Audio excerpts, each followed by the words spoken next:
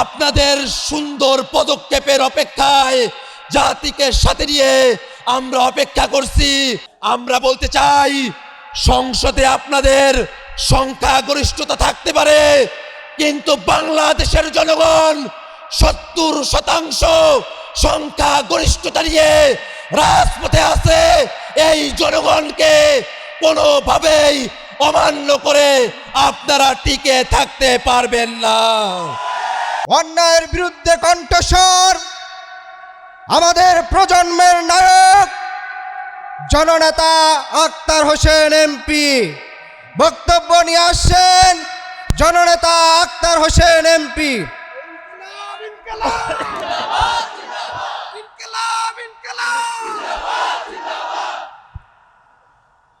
সংগ্রামী জনতা, জনগণের ভোটে নির্বাচিত হয়ে সরকার গঠন করা বৈধ,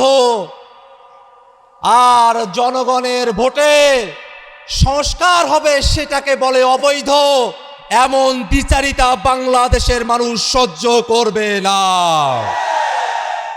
ভাইরা আমার, আমরা সংস্কার পরিষদের কথা বলছি, এটা নতুন কোনো কথা নয়। ঐক্যমত্য কমিশনে 30টির উপরে রাজনৈতিক দল একমত হয়ে সকলে এক কথা বলে সংবিধানের টেকসই পরিবর্তনের জন্য, সংস্কার সাধনের জন্য, সংস্কারকে টেকসই করার জন্য সংশোধনী নয়, সংবিধান সংস্কার পরিষদের বিষয়ে সকল রাজনৈতিক দল আমরা একমত হয়েছিলাম। কিন্তু দুর্ভাগ্যের বিষয়,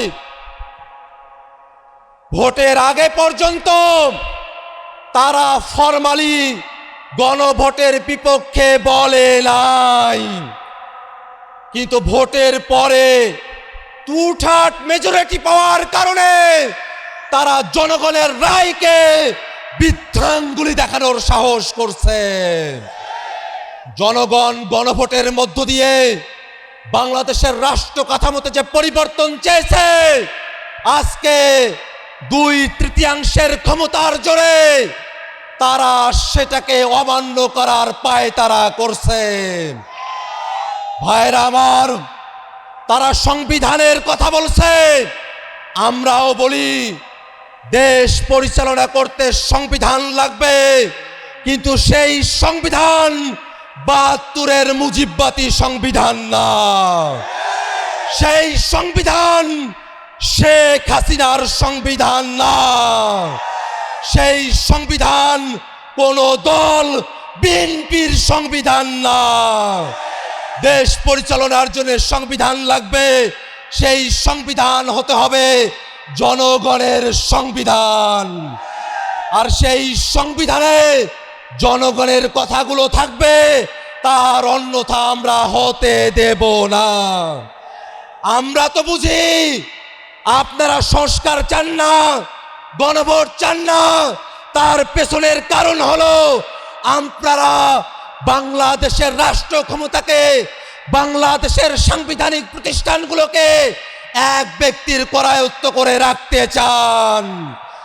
গণভোট মেনে নিলে সাংবিধানিক প্রতিষ্ঠানগুলোতে নিয়োগ স্বচ্ছ হবে, আপনাদের কর্তৃত্ব এককভাবে থাকবে না। সেই কারণে আপনারা গণভোট চান না। গণভোট মেনে নিলে তত্ত্বাবধায়ক সরকারের অন্তর্ভুক্তিমূলক সম্মিলিতভাবে একটা কাঠামো আসবে, আপনারা সেটা চান না। গণভোট কার্যকর হলে উচ্চকক্ষ হবে ভোটের পিয়ার অনুযায়ী, আপনারা সেটা চান না। আপনারা মৌলিক কাঠামোর পরিবর্তন চান না, এ কারণে এই গণভোট চান না। আমরা বলতে চাই, সংসদে আপনাদের সংখ্যাগরিষ্ঠতা থাকতে পারে, কিন্তু বাংলাদেশের জনগণ 70% সংখ্যাগরিষ্ঠতা নিয়ে রাজপথে আছে। এই জনগণকে কোনোভাবেই অমান্য করে আপনারা টিকে থাকতে পারবেন না। আপনাদের পতন নয়, আপনাদের সুন্দর পদক্ষেপের অপেক্ষায় জাতিকে সাথে নিয়ে আমরা অপেক্ষা করছি। সংসদে, রাজপথে ঐক্যবদ্ধ হবে সংস্কারের জন্য। ইনকিলাব জিন্দাবাদ।